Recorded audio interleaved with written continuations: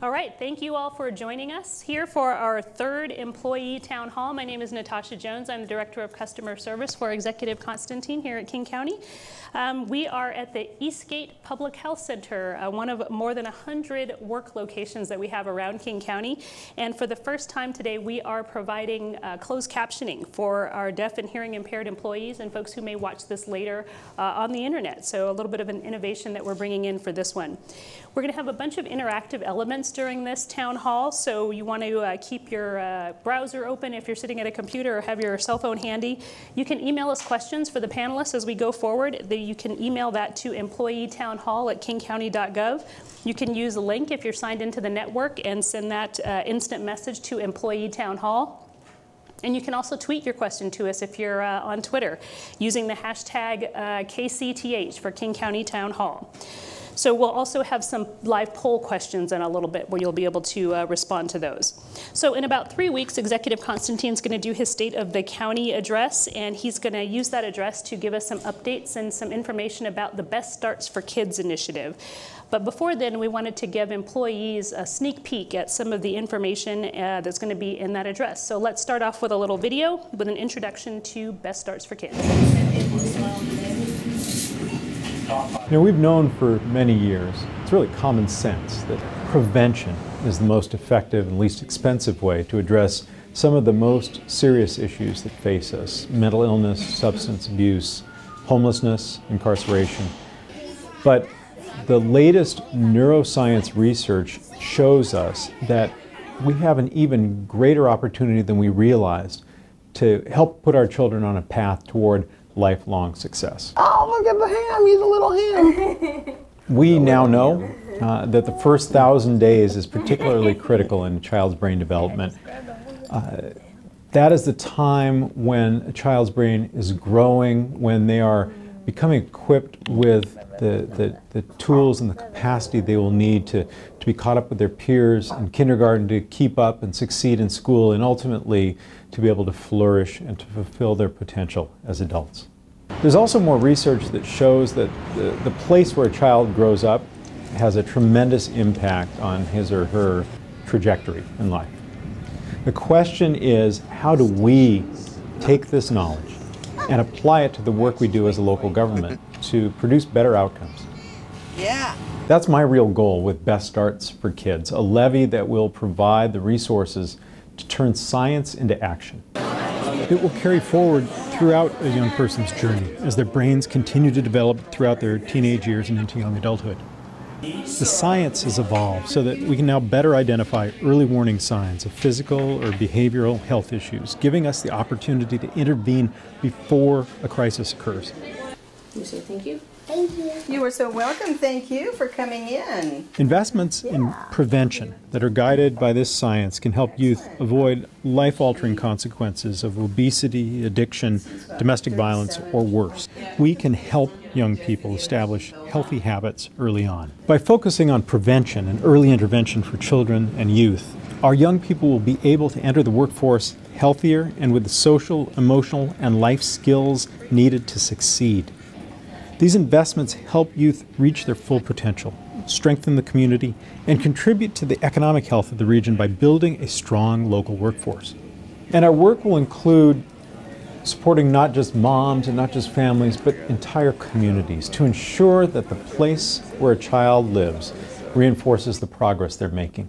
By increasing access to healthy foods and making our communities more walkable and better connected, and expanding the chance for kids to get out and exercise, we will build on our success in early childhood development. You know, we've made progress, but we don't have the funds needed to really work on a community-wide scale. That's because the vast majority of the county's general fund is used to pay for the criminal justice system, the law enforcement, the prosecution and defense, the incarceration needed to respond when there's a negative outcome in a person's life. I'm excited about Best Starts for Kids for a few reasons. First, it takes advantage of the latest scientific research that shows what works. Second, it prepares kids for success at every major milestone from birth through high school. Third, it creates communities that reinforce a child's positive development. And fourth, It builds on our existing efforts to transform services to focus on prevention.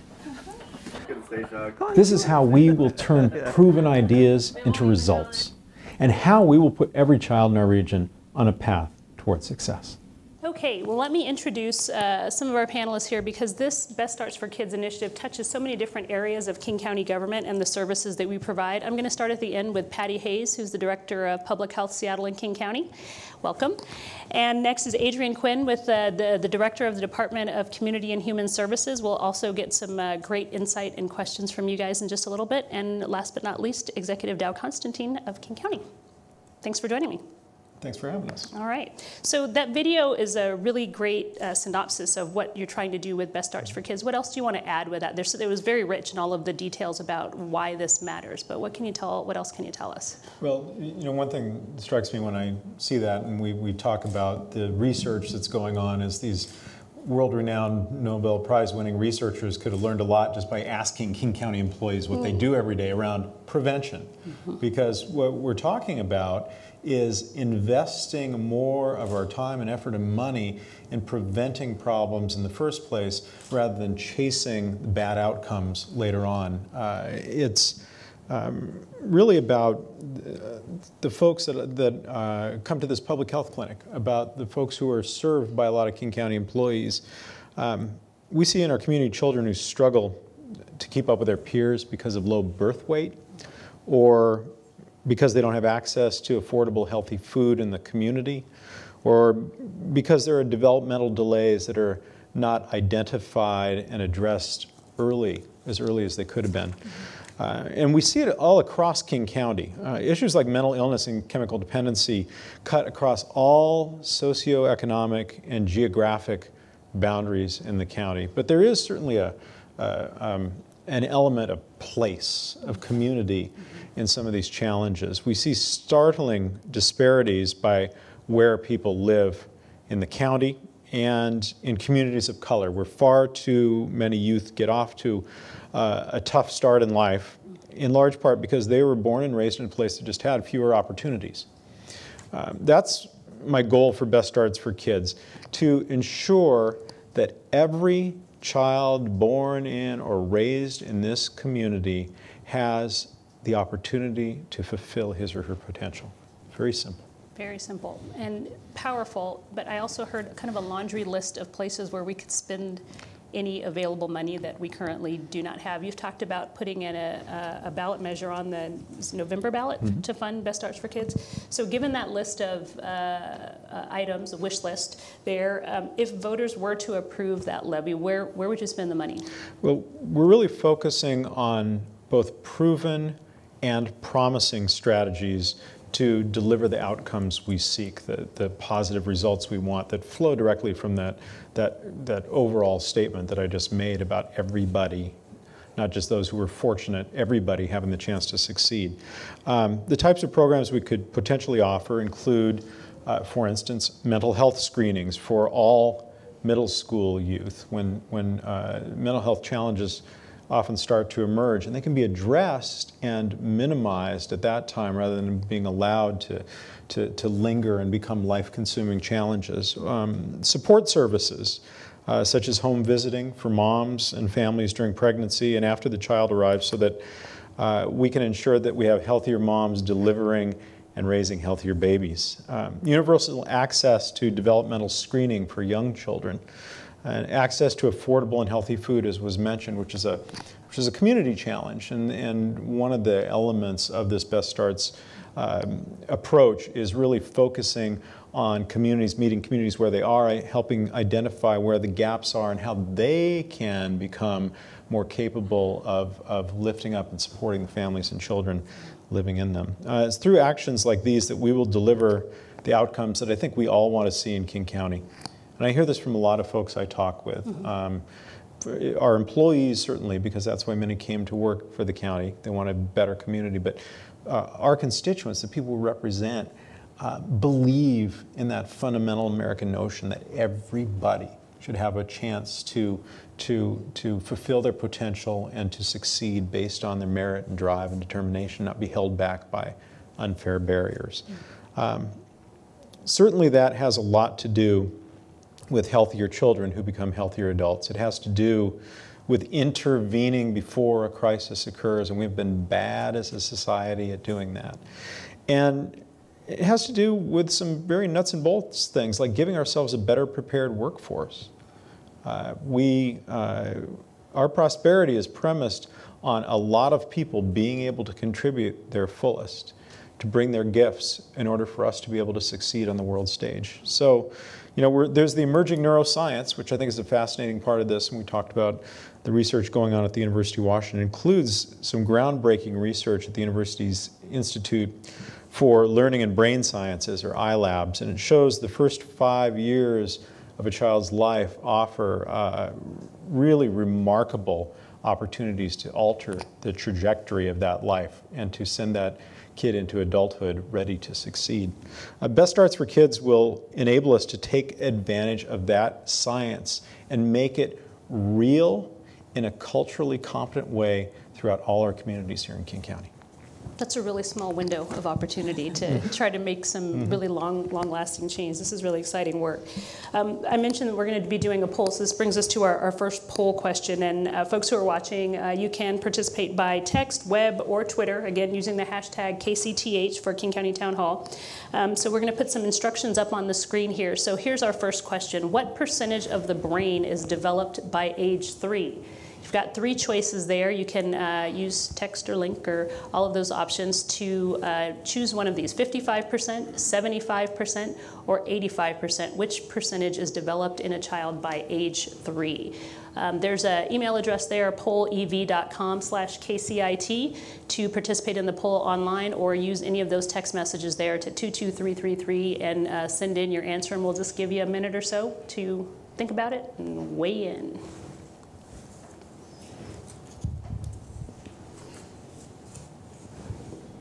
Thinking. Okay. We ready for results? What have we got here? Oh, pretty evenly. Oh, there we go. Okay, most folks said 85%, and I'm not sure this is a representative sample here. Yeah, yeah. Statistically doesn't tell valid. us how many folks are participating. It's moving. People are thinking about it. I think people are changing their minds. They are. So new answers are coming in. Should we give the official answer? The official answer is 85%, which is kind of startling, I think, when you think of that first 1,000 days. Again, it's such a small window of opportunity to have a huge long-term impact in a child's life. Okay, we'll do another one of those in just a little bit here. There are so many different areas that we can cover with this. They are affecting, as I mentioned, lots of different areas of county services. Patty and Adrian, your areas also are going to be hugely impacted by this. Tell us a little bit more about how your particular area of the county would have a role to play in this Best Starts for Kids. Great, thanks, Natasha. A question that people keep asking is, how does this relate to so many of the other initiatives and strategies that we have here in King County? And I wanted to focus on 2 words, implementation and integration, because Best Starts for Kids implements some of those strategies and is completely integrated with other strategies. So, for example, our equity and social justice plan. As you heard Executive Constantine talk about the inequities that we have in this county, the inequities start even before birth for many kids. 1 in 4 moms don't have adequate access to prenatal care, and that child is already starting off at a disadvantage. And so one of the things that Best Starts for Kids will do is implement our values for the Equity and Social Justice Plan and ensure that all kids start off with the same opportunities, and as they go through the different developmental milestones as they're journeying towards adulthood, that they will continue to be on a level playing field.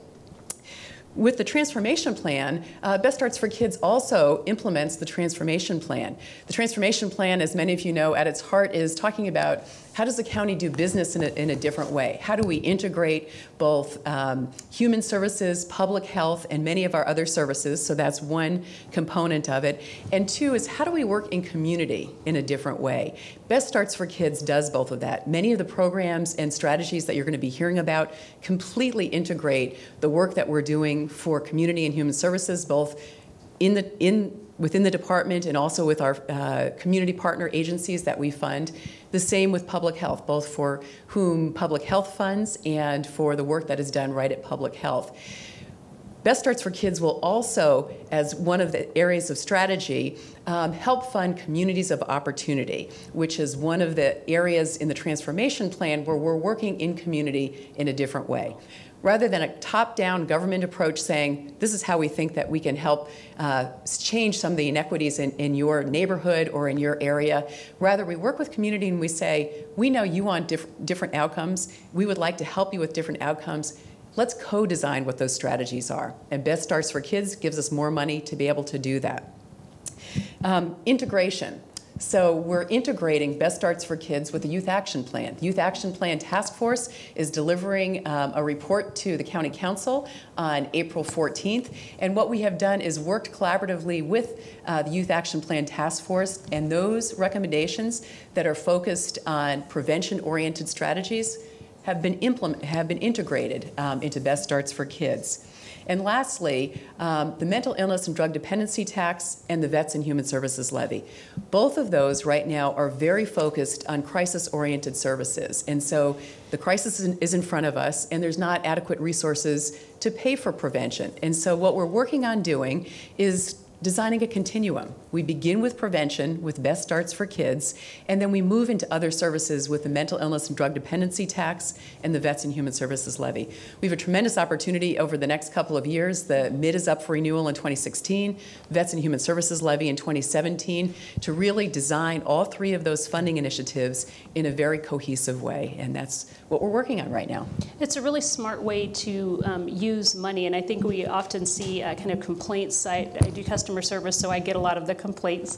And people have this perception that we're not kind of working collaboratively within government. So this is a great way to show that we recognize our need to do that better and to better use the resources we have and to find smarter ways of delivering the services that we've heard over and over again that people need and that we know can really have a long-term impact. Patty, with public health, just as we were pulling in here at the Eastgate Public Health Center, I saw a family pull up in a car. There was an infant in a car seat facing backwards and a toddler in the seat facing forward, and they were coming in for an appointment here. So you're especially also on the front lines of families who are coming to the county for services. How does the Best Starts for Kids initiative fit into the work that you're doing, and also kind of touching on what Adrian said, the work that we're doing in communities, so it's not just government saying this, we're working with the folks who are on the ground, with folks giving them the help that they need, identifying the best services that they need. Right. Well, thanks, Natasha. It's so exciting to be here and talk about this initiative. For public health, of course, helping people reach their full potential is just core to our belief in what we do. And last year was a particularly stressful time for the public health budget in that we reached a crisis point for funding our programs. And many of the services that we're talking about here that are delivered through public health were at risk last year. But through great work with our employees, our partners, and elected leadership, we were able to keep these services going. And so the opportunity here is to really look at the work that public health does with moms and kids, and Best Starts for Kids allows us to stabilize and actually will expand services for families, moms, children, in the work we do in an integrated way, as Adrian was outlining. It's really a great opportunity to look, and some of the just rock star programs that we're going to be highlighting within public health really are the approach we need to take to make sure that we're both working with families where they are, and also we know that there's evidence to show that it makes a huge difference. So I would like to give some examples of that. So first, maternity support services. You saw in the video when the shot where it actually said maternity support services, and that is an evidence-based program that helps moms and families and children start on a good path. It's targeted towards low-income families, but it brings together a team of nurses, dietitians, social workers, and community health workers that can provide a range of social, emotional, and physical support services that wrap around that family while they're going through their visits with the obstetrician and while they're going through the birth of the child. The mothers enrolled in maternity support services have a lower risk of low birth weight babies, which is a major factor in both the long-term health of the child as well as the emotions, obviously, of the family. So the impact of MSS with partnerships with maternity support services. Thank you. Don't let me get jargony, Natasha. Just interrupt that right here. Maternity support services, particularly with our partnerships in the minority community, what we know are some pretty startling statistics. For Hispanic moms in the program, they experience 20% reduction in low birth weight children. In the African American community, it's even more dramatic. Those moms can experience a 50% lower rate. So we know this is effective, and we know we can do more. And that's what's exciting, is both to stabilize that program and allow us to look at how it fits in the new world that's emerging with healthcare reform, and also how we deliver it and work with communities in that. In addition, we have a unique model here in King County where we integrate that program with our Women, Infant, and Children, or the WIC program. So moms are able to get nutrition counseling and get their vouchers and checks for food, and at the same time we're providing them all these great maternity support services. So this integrated program, I think, it's just a rock star for the state in that it both leverages and accentuates two really important programs that we know have incredible outcomes and are really important for the community. Another program that we are looking at in Best Starts for Kids is our family planning services. We know that there are various providers to family planning services in the community, but we also know, and we found out last year, that public health serves a pretty unique niche. And so this will help us stabilize that program that we're delivering and the niche that we serve for family planning services, which are essential and really key after the birth of a child. It's very important to make sure that family has access to family planning services so that they can make decisions about spacing of their children and just have that conversation, for sure. Mm-hmm. And then nurse-family partnership, I can't go without saying that is an incredibly important and also evidence-based program that we deliver here in public health.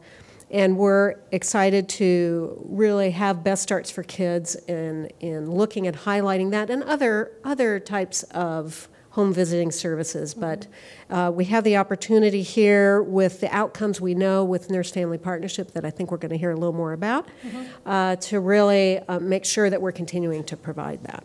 We're really fortunate to have such an array of evidence-based services to provide to our customers and to the people of King County, and we want to make sure that we continue to strengthen those. I'm going to turn to you, Executive Constantine, because if you work in either of these two departments, in Department of Community and Human Services or in Public Health Seattle King County, seems like a pretty straight through line from your work to Best Starts for Kids.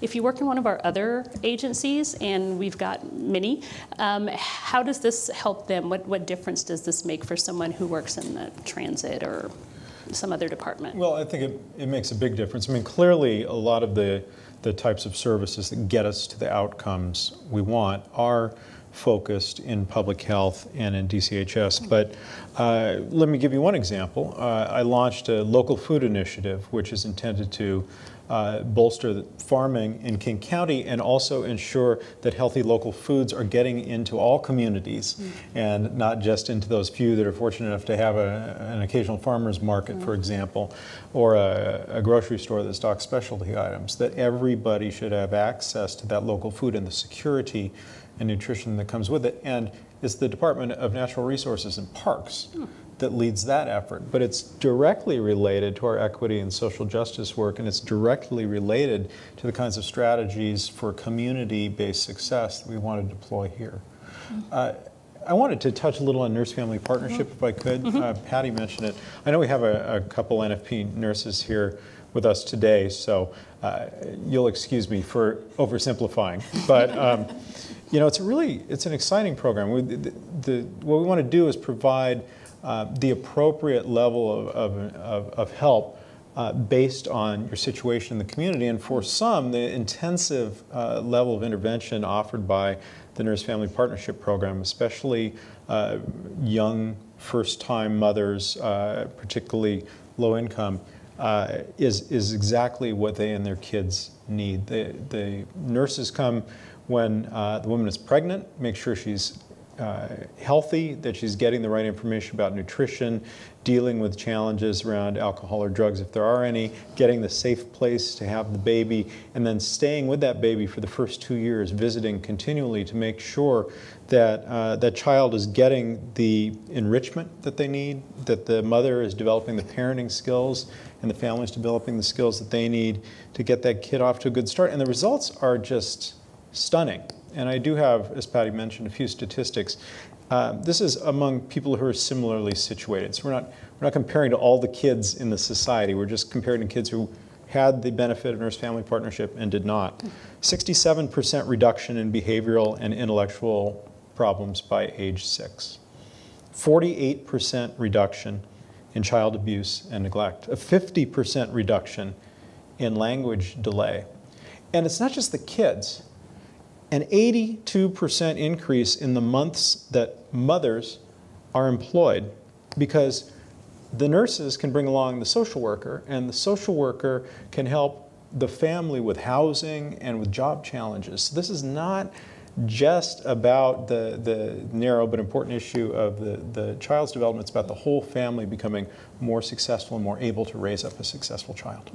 You have a little one at home, so you have intimate experience with this. We've talked about the challenges of those early childhood months. It's fascinating that we don't have this kind of support really for most families, because they kind of hand you an infant and are like, good luck with that. Yeah. We really should have more of the support, but it speaks to the how necessary this is if you don't have the other resources that can make those early days in a child's life either super challenging for the baby and for you, or if you do either, whether you do have the resources or whether you don't, this is a super resource for people. Well, I think you mentioned an important point, which is, while we're talking about focusing on those who have the greatest need and ultimately are the most challenged, some of this research we're talking about from the University of Washington is information that needs to be shared with everyone in this community. Everybody needs to own this. Everybody needs to know what the science is telling us about young child's development, so that everyone can contribute to making sure the next generation gets off to a better start than, frankly, we did. You're right. It's always interesting to talk with grandparents who are older, but they're like, we didn't do that. You guys turned out fine. I'm like, yeah, that was 40 plus years ago. So we've learned a couple things, which is great that we can share it. So let's do one more poll question here. And this kind of refers to some of the information that you just talked about, the impact of some of these programs on kids. So the Nurse Family Partnership, the home visiting program, it's been shown to reduce the number of children with language delays at 21 months by a certain percentage. It's here on the screen. Again, you can participate by going online to the address there, pollev.com/KCIT, or you can tweet us or send a text. So does it reduce language delays in kids by 50%, 71%, or 38%? You can use the keywords there on the screen, and we can see people changing their minds, making their choices there. There's a little bit of a trick. If you were listening closely, Executive Constantine gave the answer to this one. Nobody asked if That's right. Nobody asked if it would be on the quiz. That's right. It's going to be on the test, so pay attention. We'll give folks a minute. Okay. Oh, more folks tuning in for this one. Okay, I think we're getting close to I'm going to call it there. Okay. What's the best answer? What's the answer? It is 50%. So, and that's something that most folks don't know. I think people are really surprised by that. Again, all of this data is so rich in giving us really great guidance about how to get kids off to a better start than we ever did, or than we even realized just 5 or 10 years ago, because the technology wasn't there, right, to see kids' brains developing at such a young age. So you've each given some examples of how Best Starts for Kids can really impact a child's life. Can you give us some other examples? Because it's, you can kind of go narrow on this with one program, Nurse Family Partnership, but what are some other examples of ways that this can really kind of be a game changer for our region and for families and kids and people in our area? I think another catchphrase to use, and I think Executive Constantine touched on this, is targeted universalism. And so, Whoa, or do I have one it more backwards? time. Say that again. Targeted universalism. Okay. Because there are many things, as Executive Constantine said, that know no geographic, race, cultural, or ethnic boundaries, and that's substance abuse or mental health issues. And so, for many of the programs that we're proposing, you start at a very broad level, screening. And two examples might be mental health and substance use. And for young people, we know that the teenage brain is still under construction. And so there's a lot of changes happening at that point in time. And particularly if a young person starts using substances pretty intensively, then it has a very negative impact on cognitive development. And so we want to make sure that we are catching that early on, because that has lifelong changes. We also now know the science is telling us that we can see the precursor signs of severe mental illness very early on now, but we don't have programs to catch it. And so some of the programs that we're talking about would be things like universal screening for mental health and substance abuse, and then making sure if a young person does need treatment, that there's a warm connection made with treatment, so we don't miss those opportunities. There's huge impacts too for some of the inequities that we're seeing in our community. I just wanted to touch on a brief pilot program that we're doing, which is screening for substance abuse in a couple of middle schools within King County. Now, in those particular middle schools, if a young person is suspected of using a substance, just suspected, not that they're actually using it, they were handed a 2-week suspension.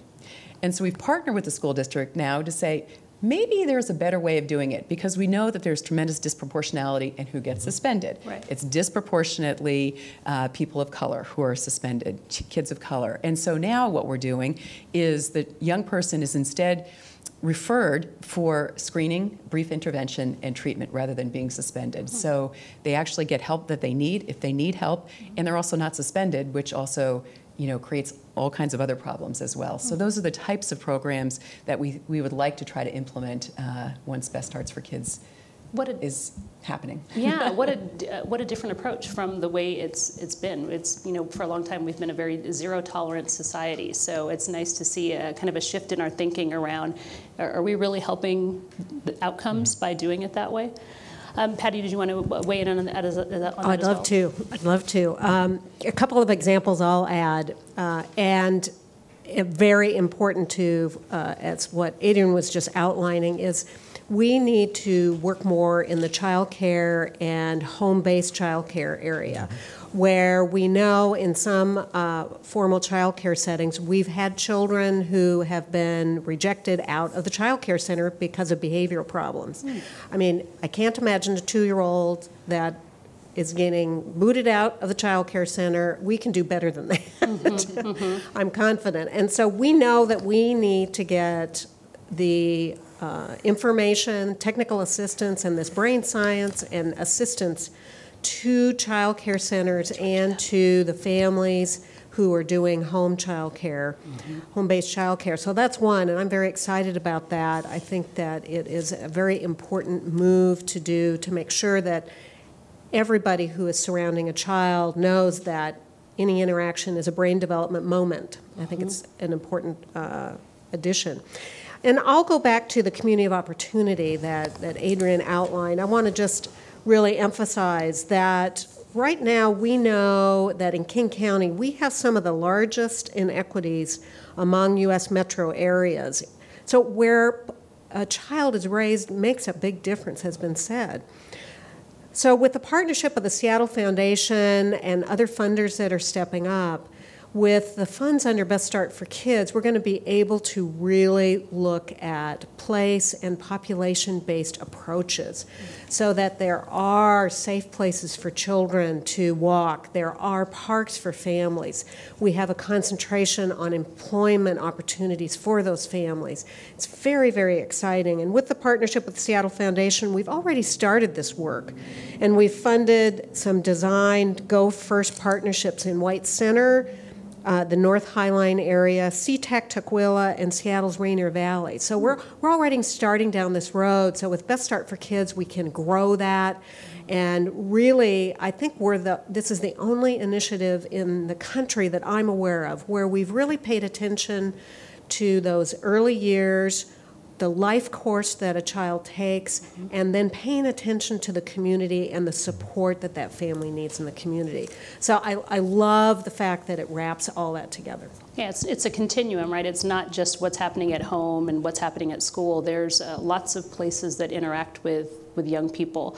Do you want to add something about Well, I just want to mention, we've spent a lot of time talking about the important work that's being done by our county employees and by public employees in WIC and MSS and Nurse Family Partnership and family planning and many other areas. But a lot of what we need to accomplish and the strategies we want to follow can also be carried out by important community-based organizations that are working today, community-based programs that are effective in delivering for kids and families. And much of Best Starts for Kids will also be about strengthening that network and making sure that we're focusing on those programs that are proven or that show promise, that are innovative and show promise of giving us a new and better way to deliver for these kids. Thank you. There's one more poll question we're going to do before we get to the question and answer. So if you're eagerly sitting by your phone or your computer to send those in, just one more minute.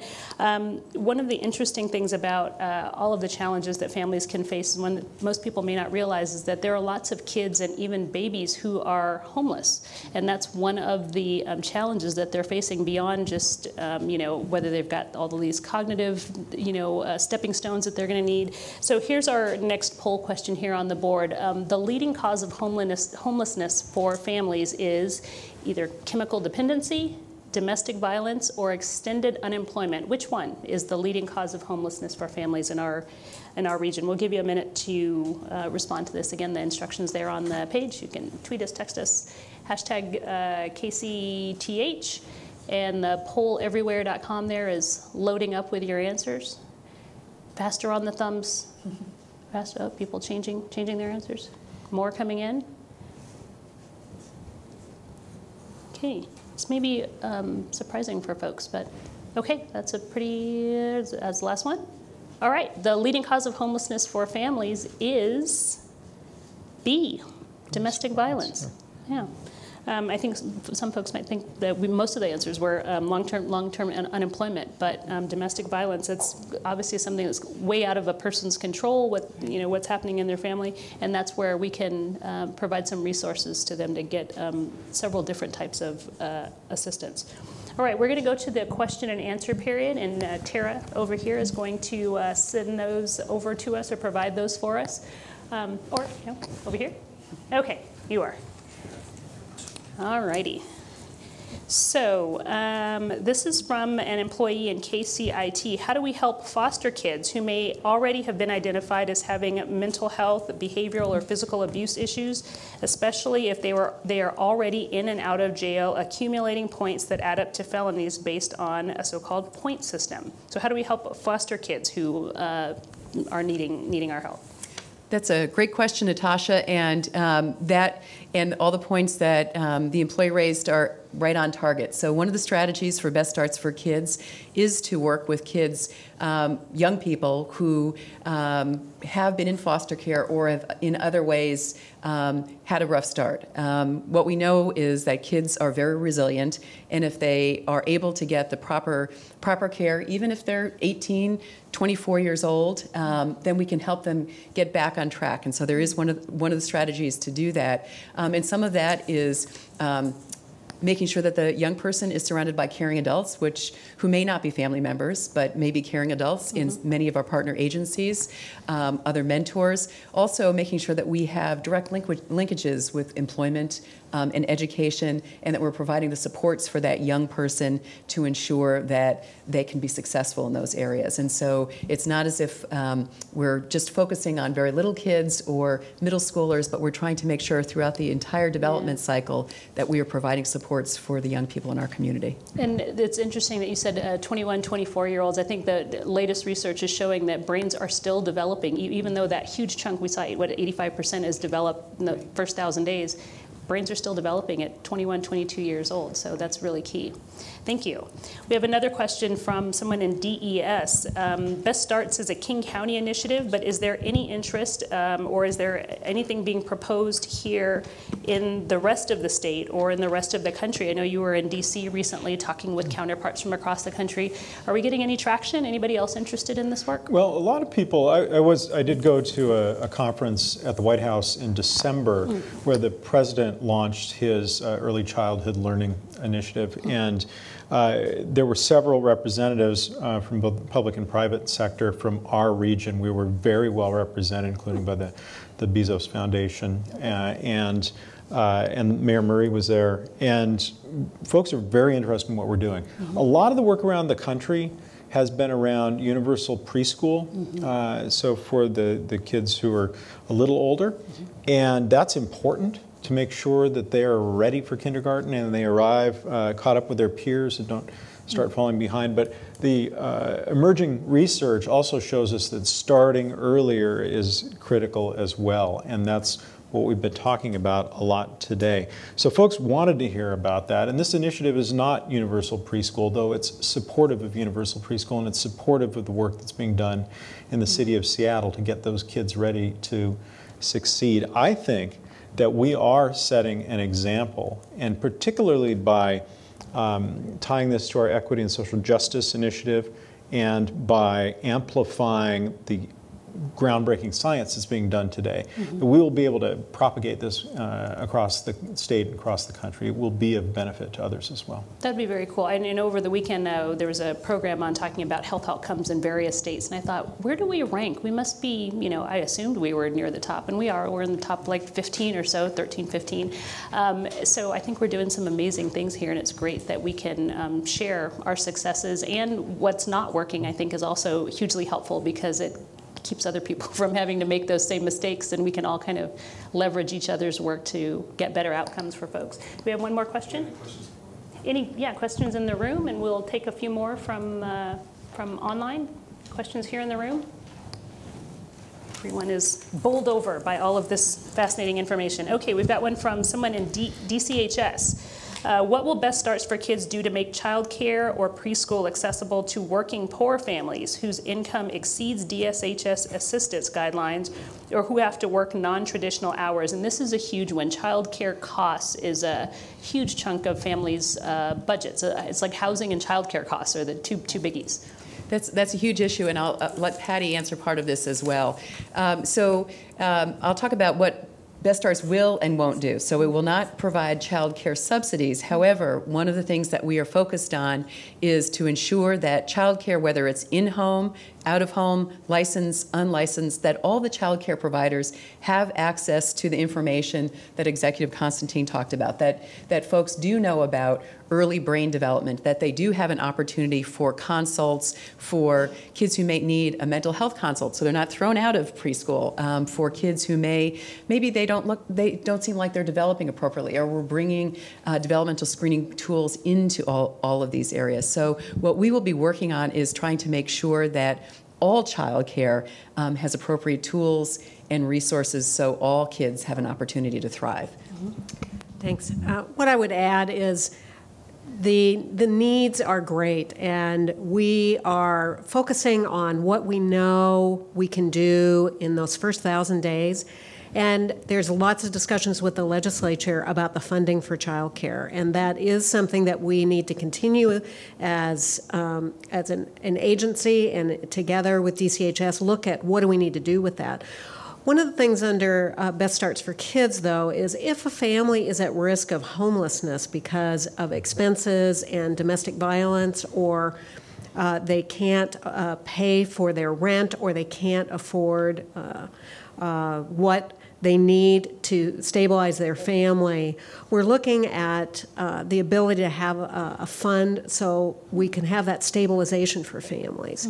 So this fits under that a little bit, but I don't want to give anybody the impression that we're setting up something that will extend or pay for childcare, because Best Starts, we're not able to do everything, and I think we need to be upfront about that. And Adrian and I both know that there's lots of need out there, and I think we're taking the step with Best Starts for Kids in just such a wonderful direction that we can then highlight other areas that continue to be of need.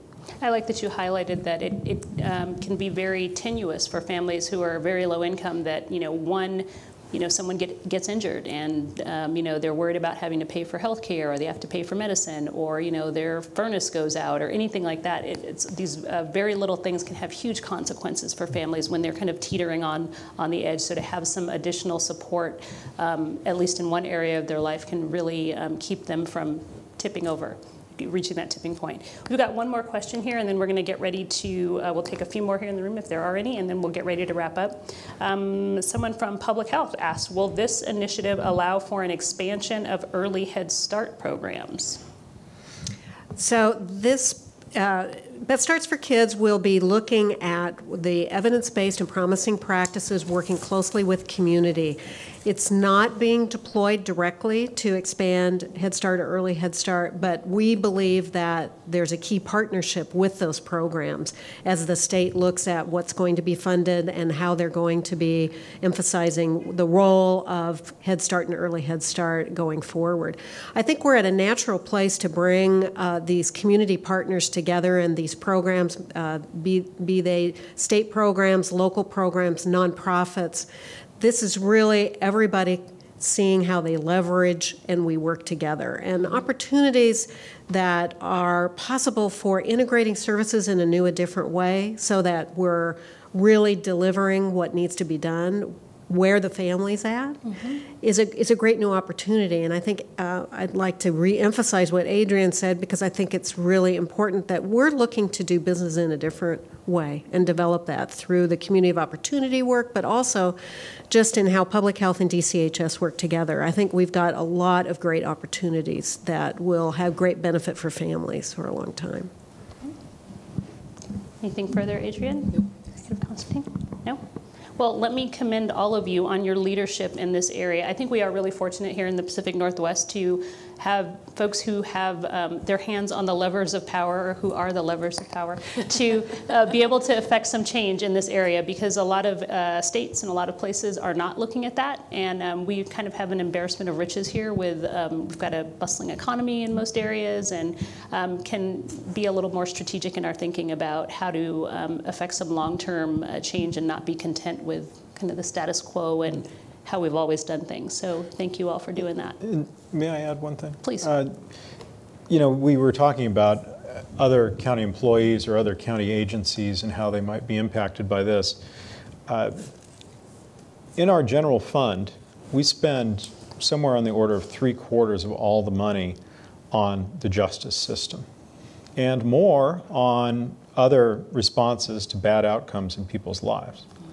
We spend very little on early investment and prevention of those problems that we pay dearly for later. Creating the capacity to make those early investments will, in time, free the resources we need to do the things that people want done in this county and need done to protect their quality of life. So this is, certainly a moral imperative, but it's also a financial imperative. It is critical that we start to get ahead of this vicious cycle we've created by disinvesting in people and start to reinvest in them to provide a more successful future. Okay. On that note, we will wrap it up. Thank you all for joining us today and for providing such great information. That's going to do it for this edition of Employee Town Hall. Thank you all for being here, the folks who are in the room and folks who tuned in and tweeted and texted and joined us as well with your input. Thank you.